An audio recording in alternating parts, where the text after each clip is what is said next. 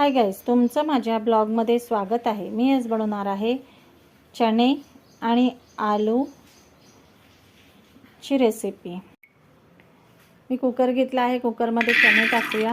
मी आधीच ते रात्री भिजवलेले होते। त्याच्यामध्येच आलू टाकूया। त्याच्यामध्येच हा एक कट केलेला टमाटर टाकूया।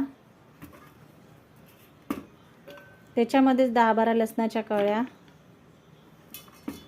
त्याच्यामध्येच मोठा एक आलू, त्याच्यामध्येच हा कांदा एक मी मीडियम साइजचा कट केला आहे तो टाकूया।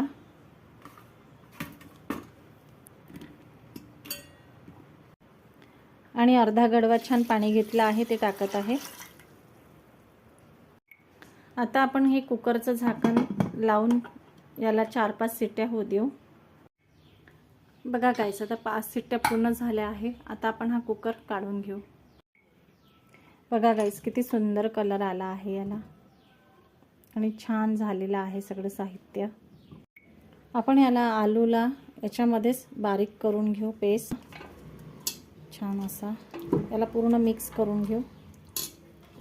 आलू टमाटर याच्यामध्येच मिक्स करून घेऊ कुकरमध्ये।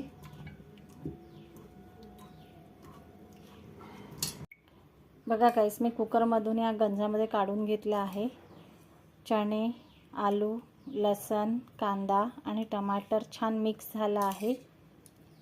मी धणे पावडर घेतला आहे। आता याच्यामध्ये थोडं हळद घेऊ, तिखट,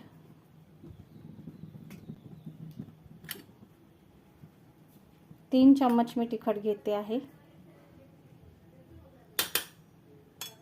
थोडा मसाला, गरम मसाला, ग्रेव्ही मसाला 2 चम्मच, चवीनुसार मीठ,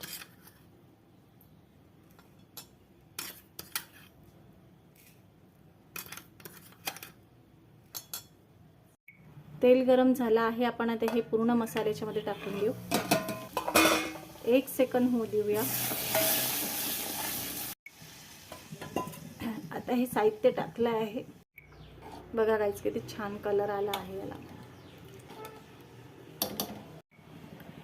आता आपण याच्यामध्ये थोडासा सांबार टाकूया आणि 1-2 उकळी येईपर्यंत त्याला राहू देऊ।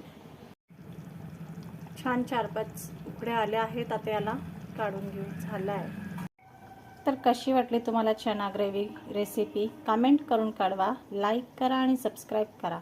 थँक्यू।